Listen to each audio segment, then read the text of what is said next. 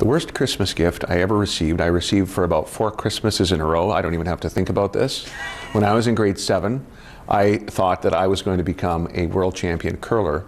I was going to take curling in grade 7 and needed, therefore, the most expensive curling gloves. Because how could I show up at the curling rink without curling gloves?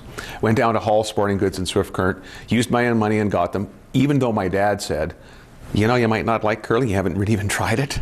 So wait 2 weeks, that was always his rule. Even when later on I wanted to buy a car with my own money, wait 2 weeks, and if you still think you want it, maybe go ahead. I didn't wait 2 weeks. I nodded at his advice and got down to Hall's and bought these gloves. I curled the 2 times in school and then never again. And so my dad would continually wrap these up every year and give them to me. And it was never from him. It was always from, to Brad, from your conscience. I even used them once we got a snowmobile that I was repainting the snowmobile and used the gloves to not get paint on my hands and thought I'd put them away so they'd never be found again. I got paint crusted curling gloves that Christmas as well. Worst ever. Best ever, Johnny West, grade 1. I think I've shared this before. The Johnny West action figure, it's the Johnny West action figure. And so he came with a campfire, a Winchester, a sidearm. He came with a vest, a really awesome rubber/leather vest, a horse, and Johnny West was great. That's a good present. Yeah, it's a very good present.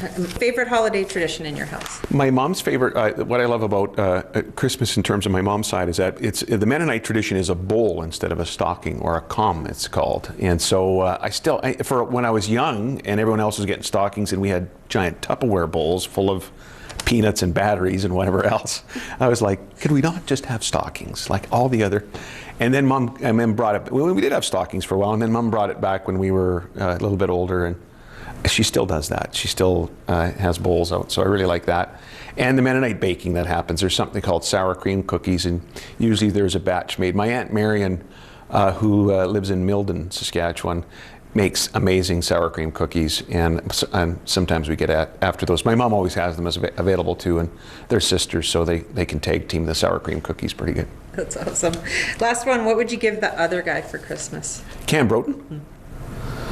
Well, you know, maybe a really good appointment, a full-time appointment, so that he doesn't have to bother with politics anymore. He can just come and help the government out in some way.